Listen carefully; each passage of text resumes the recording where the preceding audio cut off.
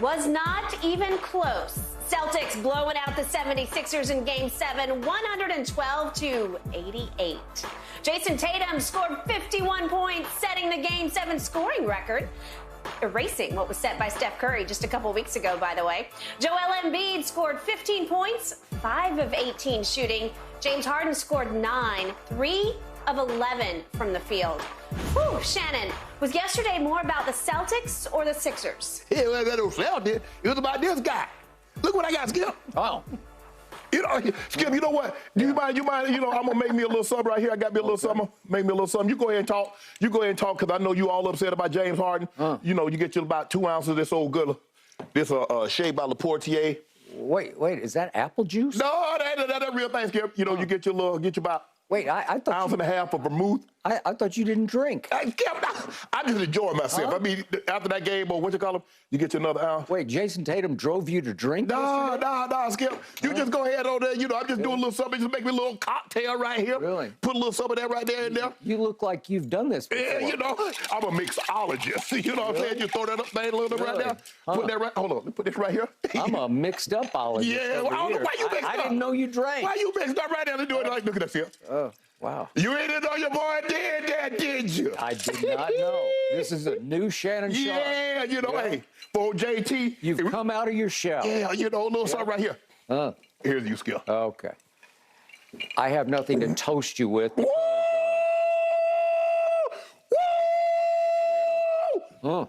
Oh, my goodness. Wow. Should we now be concerned about you for the rest of the show? No, I'm good. Really? Okay. Might be a little bit. Skip, did you see what this man did yesterday? Because you've been talking reckless. I told you to stop talking about JT like that. You mean the same guy in Game 6 was 1 for his first 14? That guy? They wouldn't 1 for 14? Skip, there would not even have been a Game 7 had he not for his heroics in Game 6. You remember what he did in the fourth quarter? He single-handedly outscored your Philadelphia 76ers. Yeah, I just remember what they didn't do down the stretch after they were up 83-81. Skip, when we came out here and talked, I said, Skip, they had Jason Tatum. He had 3 points. Gordon, he had 3 points for about 2-3 minutes into the fourth quarter. At least that. I said it was deeper than that. I said now. Because it was 5:57 left when they were up 83-81. Philly was at home. Yes. Okay. And then you let him go off. You needed to be 15 points of separation, considering their best player was having he's had a historic bad couple of games leading up to Game 6 until he got it going in the fourth quarter. And you knew he did the same thing. He's hit a step-back three in Joel Embiid's face in the corner. I said, man, they better be careful because he shot that with confidence. He did. And the next thing you know, he goes boom, boom, boom. Well, it only required 2 booms because the 2 booms put him ahead for good and he never looked back. He didn't look back. Nope. Skip, this young man is sensational. As we saw, now he's streaky from the 3, but he has a nice mid-range game. Yes, he does. He got really good handles. Not great handles, but he has good handles. He can finish at the rim with either hand. Yeah. And so he got it going yesterday. What I didn't understand is why Doc let him play so much one-on-one. After early on, you see he got it going, Skip, I got to get the ball out your hands. Okay, Marcus Smart. Okay, Al Horford. Okay, Jaylen Brown. Anybody other than JT. You let these guys get it going, Skip. You can't get the double team. Now, third quarter, it doesn't matter what you do. Yep. He's throwing the ball in the ocean, and he can't miss. Skip, this wasn't about the Sixers. Yeah, I know it's disappointing. Doc did it again, Skip. It's going to be very hard. You and I talked about this last week, Skip. It's going to be very hard because too many instances he's had 3-2 leads, and he squandered them. He had a 3-2 lead with the Game 6 in his building. He did. And this yesterday was embarrassing. It was embarrassing. And you see the way they're firing coaches. It's going to be very hard for Doc to keep this job, Skip. And I don't advocate this. I like Doc Rivers also. So do I. But it might need to be a change of voice. They might need to hear a different voice in their ears. I am but with Skip, you. And we both concluded that about Monty. Phoenix. Skip, okay. You keep telling me Joel Embiid, Game 7 loss in Toronto, he was 21 points on 6 of 18. Yeah. 1 for 6 from the three-point line. In the Atlanta loss, he was 11 of 21. He did shoot the ball great from the field, but he had 8 turnovers. Yep. And yesterday, 15 points on 5 of 18, 8 rebounds, 4 turnovers. He's the MVP. Now, we're going to talk about it. We're going to do a full segment on Joel Embiid.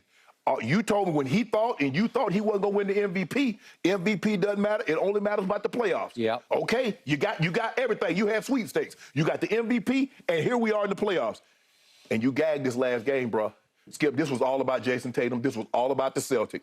The Sixers, hey, great season, but this is about JT. Okay. I give you that yesterday was, in the end, mostly about Jason Tatum. He is a little too streaky for my blood, let me say, because even in this series, I look back at some of his games and just in these playoffs, and he had a 1 for 10 from 3 against Atlanta, and then in the Sixers series, he had a 1 for 7 from the floor and 0 for 3 in Game 2. In Game 5, he was 11 for 27, 3 of 11 from 3. In Game 6, as we talked about, 5 of 21 from the floor.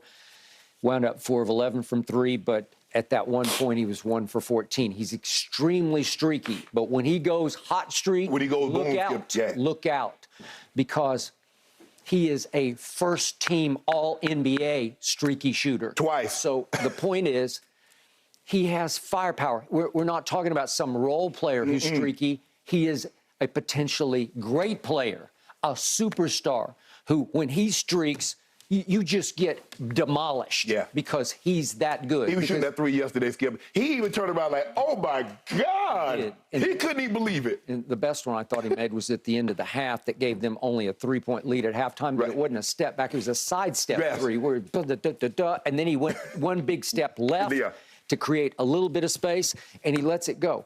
It's not the prettiest shot. It looks slightly awkward to me, but when he gets it going, it is lethal. It will wipe you off the face of your own earth. Because if you look at it, Skip, it's like he cocks it back. He does. It's not like this. He's like here, then there. It's not pure smooth, but it works. It works. Okay. I give you all the above. Now to the Sixers. Okay. I'm going to give Joel a small pass here only because I know from the highest source in that franchise that I know that he has what was described to me as a small tear in a knee ligament. Well, small, big, I don't care. Once you got a tear, it's aggravating, it's annoying. They're trying to debate now whether should we just try to let it heal on its own or do we need to go in there and try to fix it? And they're going to figure that out in the next couple of weeks and see how it behaves, see if it keeps swelling, as you know from your knees. If it keeps swelling, you finally just say, okay, we got to go in there. Fix it. Okay, all right. He wore a brace for a while, then he tried a sleeve, and to my eye, he was a shell of himself compared to the 52 points that he scored against the Celtics late in the regular season. Well, Skip, I wouldn't even go that far back. He looked like a shell of himself compared to the last 4 games that he played. Okay, if you just look at him yesterday versus all the other games, you could tell, But even down the stretch of Game 6, I'm going to remind you again, Tyrese Maxey had a breakaway clear path foul by Jason Tatum on him, and first Joel shot the free throws, and they screwed that up. So Maxey went to the line by himself and made the 2 free throws. They're up 83-81 with 5:57 left. This is Game 6 in their house, in their building. And the offense bogged down because when James Harden flips it over on the wing to Joel Embiid, he just stands. I don't know. He said after Game 5, he said, I just don't have any lift. Well, it's not the lift that counts. It's the push-off. It's the ability to explode. Not that he's that explosive, but just to create space. Because Horford would come out and just get up into him. And in the good old days, Joel would just take one dribble around him, and all of a sudden he'd have an advantage. He wouldn't try. There was even a play in the first quarter yesterday on Robert Williams where James threw him a lob he caught it directly underneath the basket and came down and was looking around like, I don't know what to do with this because I don't think I can jump. And he kicked it back out. Listen, MVP Joel Embiid. Dunked that home on Robert Williams. Or he dunks Robert Williams with it. At the very least, he's going to get to and he's an 86% free throw shooter, which is really the strongest part of his game. And so it was weakened by the fact he just didn't take it to the rack that much. Okay, so he became hard to watch, but James Harden became even harder to watch to me because in the 3 games they won, he would have bursts of brilliance. He would look like Houston James. He would look like MVP James.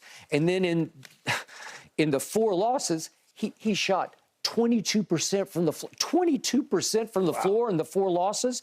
And he shot 12, well, let's call it 13% from 3 in the losses. In the losses. So in 4 games, he went 3 of 24 from 3. And obviously, he turned into a Westbrookian turnover machine. That was the hardest part for me to watch.